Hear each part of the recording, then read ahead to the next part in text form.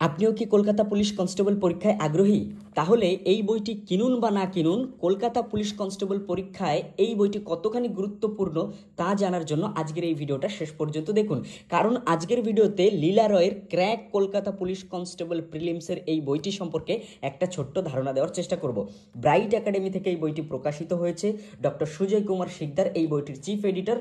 এই বইটিতে রয়েছে বিগত বছরের প্রশ্নোত্তর একদম সুন্দর করে ব্যাখ্যা সহ, যা আপনার জ্ঞান ভাণ্ডারকে কিন্তু আরও উন্নত করে তুলবে। এবং 2024-এর সিলেবাস অনুযায়ী, অর্থাৎ সম্পূর্ণ নতুন সিলেবাস অনুযায়ী 35টি প্র্যাকটিস সেট এই বইটিতে রয়েছে একদম ব্যাখ্যা সহ। এবং এই বইটি কিন্তু দেখুন, লেডি কনস্টেবলের জন্য কিন্তু এই বইটি খুব গুরুত্বপূর্ণ। এই বইটির মধ্যে কি আছে, কিভাবে এই বইটি কিনবেন তা জানার জন্য শেষ পর্যন্ত ভিডিওটা দেখতে থাকুন। আপনাকে অনুরোধ করব এক্ষুনি একটা স্ক্রিনশট নিয়ে রাখুন এবং ছবিটি নিকটবর্তী দোকানে গিয়ে দেখিয়ে বইটি চেয়ে একবার নিজের হাতে সম্পূর্ণ দেখে নেবেন। তো এই বইটি দেখুন, বইটির এমআরপি 400 টাকা।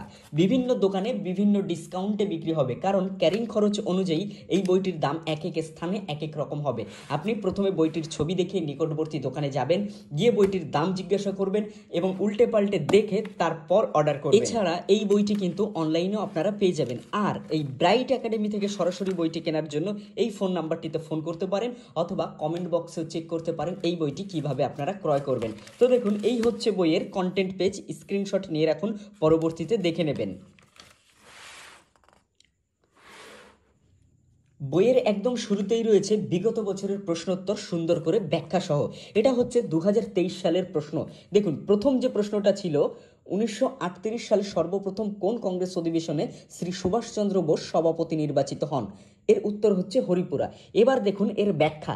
এই ব্যাখ্যার জন্য কিন্তু বিশেষভাবে পরীক্ষার্থীদের মধ্যে আমাদের বইগুলো সাড়া ফেলে। দেখুন, ব্যাখ্যায় যদি আপনি দেখতে পান, একসঙ্গে একাধিক প্রশ্নের উত্তর কিন্তু আপনার জানা হয়ে যাবে, একাধিক তথ্য কিন্তু আপনার জ্ঞান ভাণ্ডারকে উন্নত করতে সাহায্য করবে। দেখুন ব্যাখ্যাটা, 1938 সালে অনুষ্ঠিত ভারতীয় জাতীয় কংগ্রেসের হরিপুরা অধিবেশনের সভাপতিত্ব করেন সুভাষচন্দ্র বসু।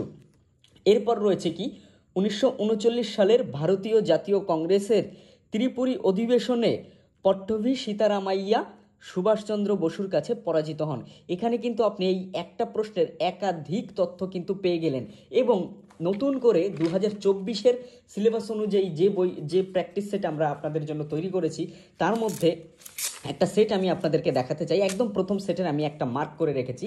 এখানে দেখুন, ব্লিচিং পাউডারের রাসায়নিক নাম কি? আমি যদি এর উত্তরে চলে আসি, পিছনে দেখতে পাবেন আপনারা এর উত্তর দেওয়া রয়েছে। উত্তর হচ্ছে ক্যালসিয়াম ক্লোরাহাইপোক্লোরাইট। দেখুন কি সুন্দর করে এর সংকেত কিন্তু দেওয়া রয়েছে। এরপরে দেখুন, পরে যদি আরও একটা প্রশ্ন আমি দেখাতে চাই এই প্রথম সেট থেকে, 38তম প্যারালাল কোন দুটি দেশের সীমারেখা নির্দেশ করে? এখানে আমি যদি উত্তরে আসি, উত্তর রয়েছে উত্তর ও দক্ষিণ কোরিয়া। এবার ব্যাখ্যা দেখুন, 38তম প্যারালাল লাইন উত্তর ও দক্ষিণ কোরিয়ার মধ্যে সীমারেখা নির্দেশ করে।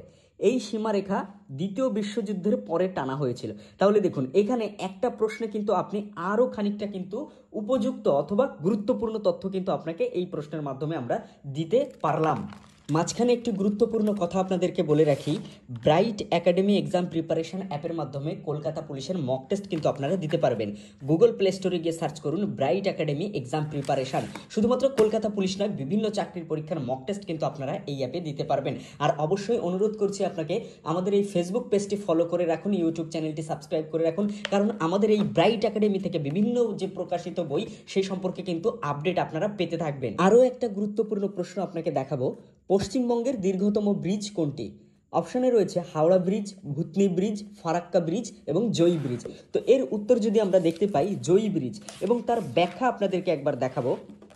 দেখুন ব্যাখ্যায় কি রয়েছে, পশ্চিমবঙ্গের দীর্ঘতম সেতু জয়ী সেতু। এটি পশ্চিমবঙ্গের কোচবিহার জেলার হলদিবাড়ি ও মেখলিগঞ্জের মধ্যে যোগসূত্র স্থাপন করেছে এবং এর দৈর্ঘ্যও দেওয়া আছে এখানে 2709 মিটার। এটি তিস্তা নদীর ওপর নির্মিত হয়েছে।